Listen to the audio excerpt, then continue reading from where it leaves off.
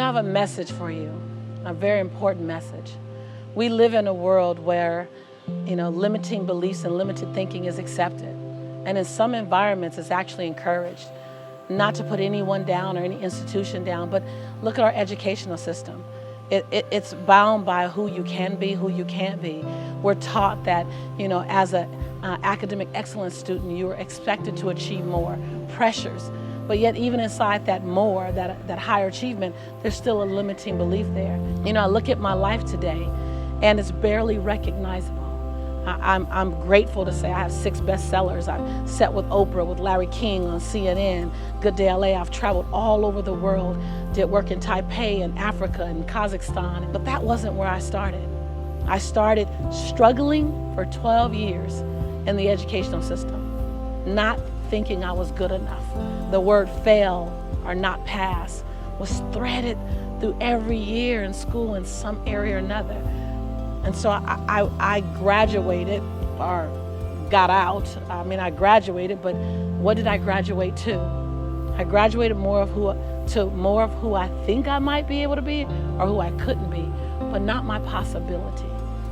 I look up, and for the first 10, 15 years of my adulthood, I struggled.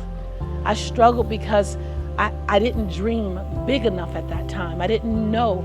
I felt like my dreams were covered and smothered with the cultural limitations. We're defined by who our parents were, what our culture can do, what our community can do.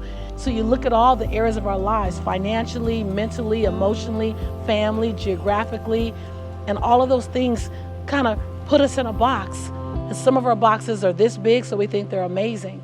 Some of them are this big, and we know they're choking the life out of us. The reality is, we're trained to be realistic, to be logical, to stay practical. And there's nothing realistic and logical about Steve Jobs and his journey. There's nothing realistic and logical about Dr. Martin Luther King and his willingness to be radical for a change that none of us saw coming.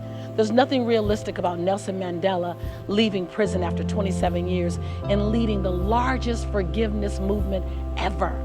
There's nothing realistic and logical about even my journey. Born and raised in South Central Los Angeles, having 3 fights a week just to get home from school, being told that I was the weakest writer my teacher had ever met and that I should never speak in public by my speech teacher, to looking at my life today and going on and having a child before I got married and getting on government's assistance just to feed my baby, not having money to buy him Pampers, and wrapping my son in a towel for 3 days until I can afford to get money to buy him Pampers. I look at my life and I wasn't supposed to be who I am today. Something turned, but it didn't come from outside. It didn't come from my culture or my community. It came from within. Who I was committed to transforming my life into just didn't fit. It didn't fit realistic. It didn't fit practical, and it didn't fit logical. I didn't know how I was going to get there.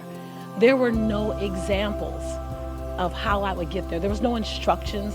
There was no GPS. And there wasn't even anyone around me that had an idea of how to help me. All there was my intuition, my internal GPS, my internal God placement system, and the will and the desire and the big dream inside my belly. And I was willing to keep at it until I birthed something greater than myself.